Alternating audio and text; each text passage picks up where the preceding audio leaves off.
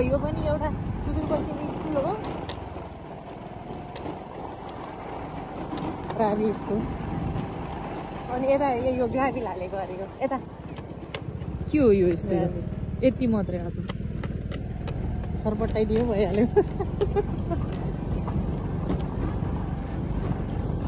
ल हाम्रो सुदूरपश्चिम विश्वविद्यालय लक्ष्मी बहुमुखी क्याम्पस यो चाहिँ हो हाम्रो मास्टर डिग्री पढाइ हुन्छ होइन।